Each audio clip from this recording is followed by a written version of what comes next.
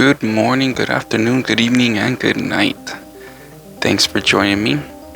Today, you're getting an episode of Tech on Deck, and we're jumping straight into the deep end. That's how we learn how to swim. So here, we have every little tinkerer's dream. Now, there's many different products here that you might or might not know. And I'm going to mention some good little entry points along the way. But for the most part, this is almost what you could call the future of technology. We are living in what most people don't realize is, God, I keep on smacking the camera, sorry. The tripod's just like right in front of me. I need to find a new way to do that. But yeah, so let's just say you want to get into making robots. You can totally easily learn how to program, or if you don't want to learn how, there is a whole bunch of free code to help you do the things I'm going to mention just now, which is operate motors. This is one of them. That was one of them. This is another type of motor for different applications. There's another motor. And I will speak on some projects I'm thinking about doing, or I'm planning on doing. But for the most part, these are breadboards. This is where you would do most of your connecting with these wires in order to check out if what you're doing is actually working before you would ultimately make your own project by soldering it onto something. So having said that, this is what most people use. This is an Arduino. This is slightly better than an Arduino, called a Raspberry Pi.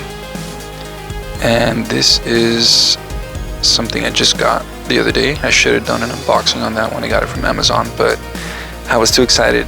I just opened it up. This is called an ESP32. So these can use any sensors that you could imagine. We have infrared sensors. We have motion sensors. We have, where did I put it? Oh, it's still in the bag. We have this little thing that can actually help with temperature. And yeah, you can measure temperature with that sensor. And of course, movement, joystick, if you want to make specifically something simple as a remote control car or a remote control anything. And input devices, of course. A sensor is an input device. It gives you a reading of something, but you being able to input something that also can be used with any one of these. And don't worry, I'll get to them. Of course, indicators. We have an no bueno. We have these LEDs, and they all, as you can see in the back, go onto that breadboard and can, sorry about that, and can easily be soldered onto any one of those boards. This is a small one that I showed. There are much bigger ones, of course. And capacitors, resistors. Y'all seen this when you open up something. Let me see here. What else am I missing? Oh yeah, these chips. A type of processor. And like literally what it sounds like, just to process information. Transfer it from one thing to another. These are actual speakers, small speakers. not the kind you would imagine. These are just indicators, like a buzzer sort of thing for simple startup projects, I mean. And getting a little more in depth here, we have what was it? ADC module.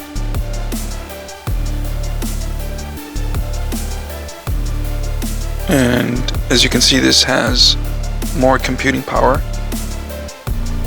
This specifically is from Freenove, and that is one of the kits that I've gotten. Specifically, this starter kit. This is what Freenove.com right there.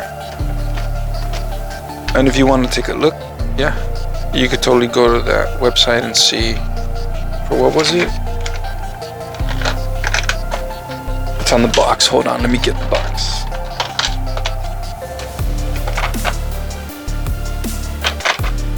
There we go.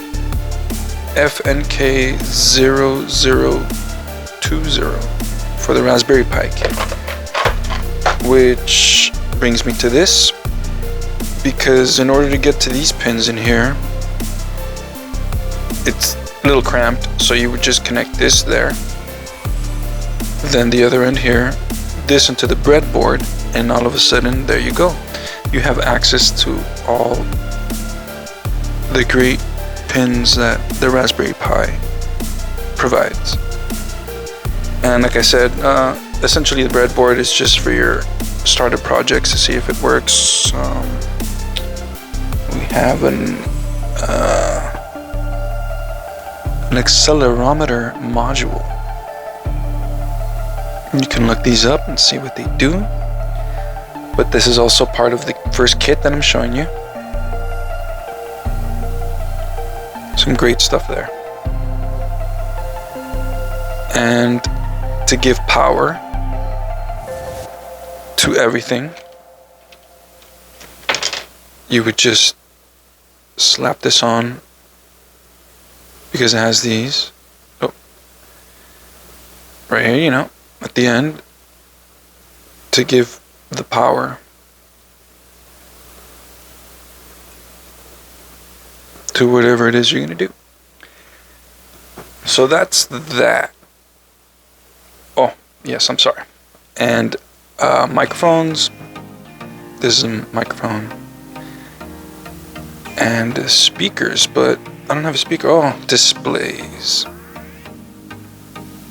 This is like a real display, not like these other numbers would just display numbers. So, all that being said, where you would want to start if you're starting off, it would be an Arduino. And where I specifically got that one from, I don't know if you've seen this advertised. I caught it off Instagram. Yeah, it was Instagram. I saw it advertised there. You just had to pay for shipping. Great starter, because you get a freaking Arduino. This here is an Arduino. So it has some computing power. That's it right there. And you can upload code to this, and you can basically make yourself any little project like what I was just talking about, including a remote control car. Yep, just by programming it correctly, which is essentially just writing code. And like I said, you don't necessarily have to write the code. There's a lot of it available. There's websites like GitHub that are just for us coders, engineers, or whatever you want to consider yourself. We'll almost drop that. So as you can see, this already has the power on it. That's how you can achieve those other projects. You just slap one of these at the end with the battery.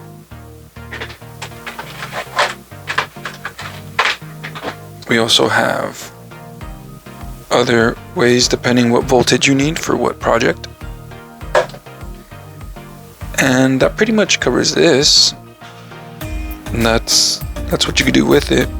Now, as you can tell, the Raspberry Pi is bigger, and therefore it does have a lot more computing power. This essentially is a small computer, believe it or not. You have your HDMI 1 and 2. Yeah, you can have 2 monitors connected to this. I think max ratio is 1080p. But this is not the newest version. This is a Raspberry Pi 4.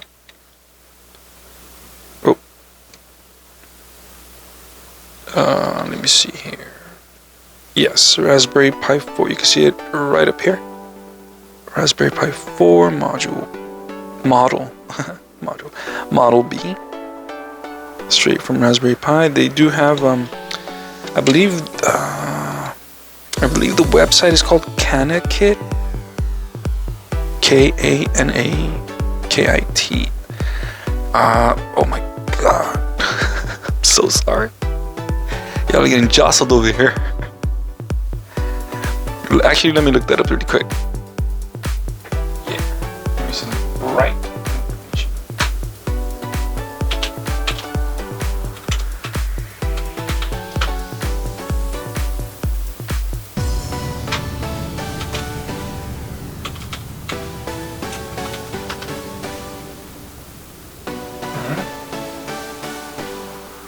Okay, no, I don't want to take up too much of your time. Yeah, you can look it up. There's a website specifically from this company. And this is my little computer. It is, I use it like a little personal computer. God, I can't put the top back. There we go. So it has, that's where all of it, like basically that's the hard drive. Basically. So you already have, this does have a small memory, like I said, but it will hold the code that you inputted until you input a new one or change what you have on there. This you can have, because it's a small computer, you can have multiple things going on here. So how can I say this? This is just literally a small computer. Like, okay, put it this way. Okay, you know how I mentioned this is my little small, it's almost like my second laptop, because I have a portable power and portable screen, portable keyboard. I can take this anywhere because it's so small. I do sometimes, I just set up the park with the small screen. You just out the bag, just boom, little keyboard. I don't have the keyboard nearby me, but it's a fold out. You can do whatever you want with this. This is the lower memory, so that's why I use it the way I do. But I do have a behemoth. That's what I call a behemoth. We have the upgraded. I can't open it at the moment. Darn, I should have done that before. But there's a amino fan in here with over the chip, the CPU. You can see the little copper tubes.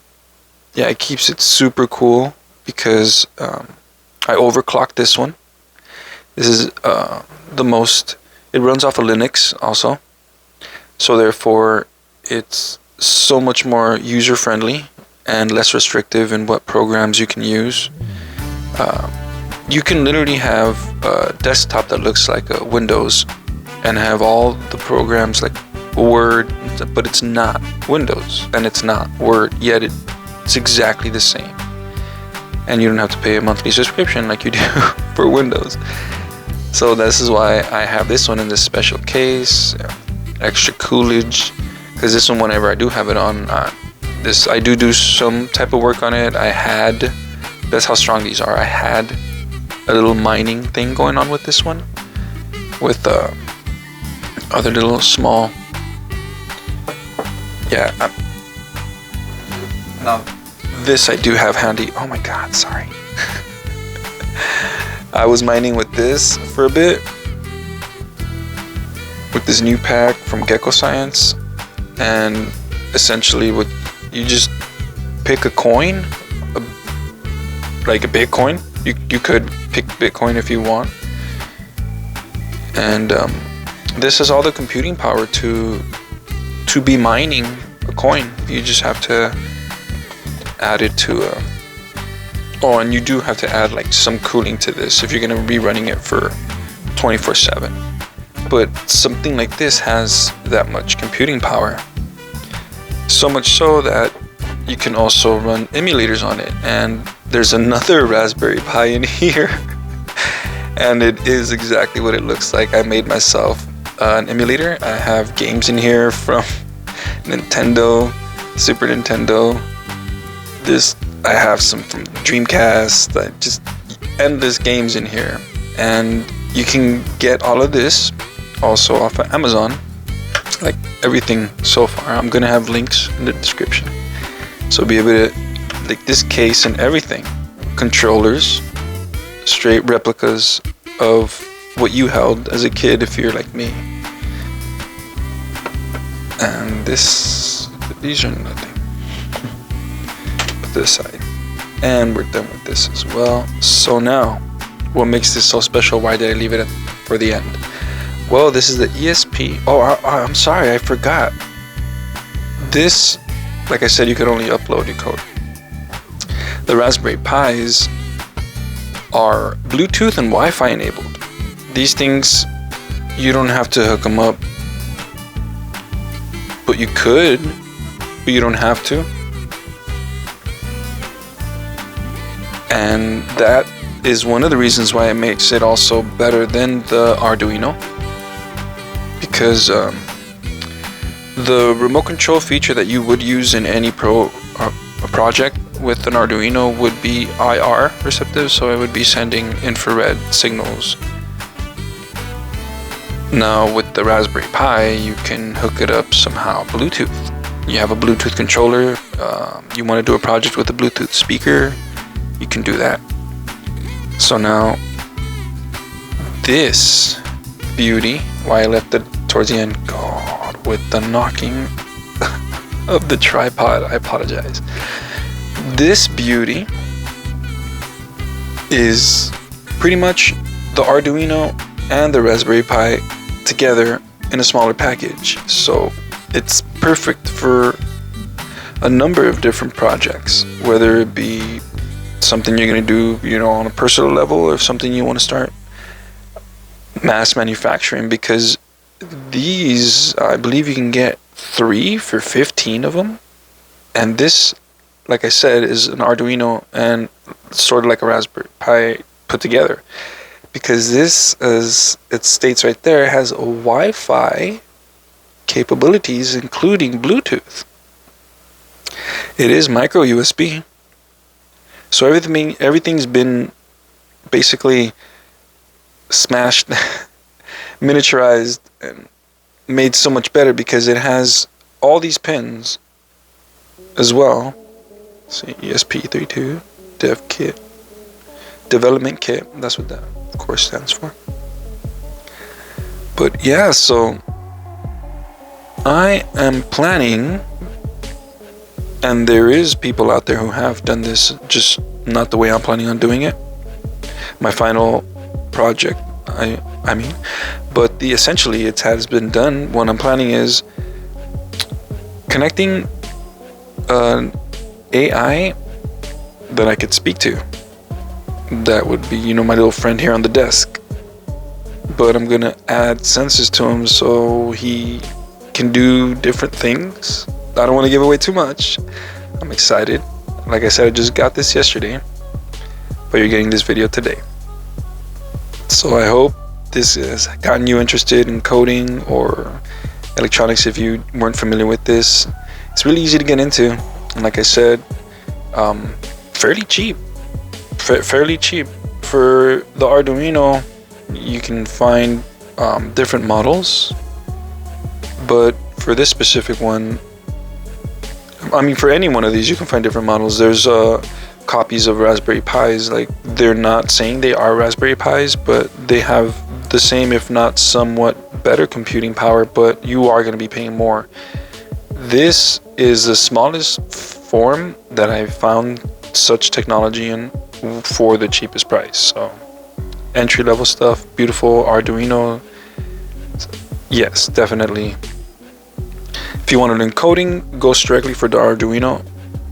Just that would help you get the basics. But if you're already familiar, then this is a great addition for small projects. I mean, look how small it is.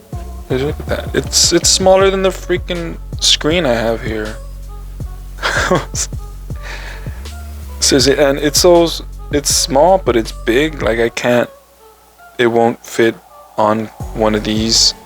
So any connections I will be doing on this will be having to use these females to, oh no, wrong one. Here you go. This female's that one to whatever I'm going to connect it, or in this case, actually, yeah, because they already have these pins right here, I'm going to use female to female.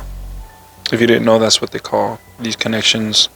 It's a little primitive, but that's what they call them, because these insert to these, so they call these ends females and these male connectors. If y'all didn't know, you'll be learning a lot if you stick around here. Subscribe if you haven't. This is the first time I say it on video, I think. Alright everyone, have a good one. Peace.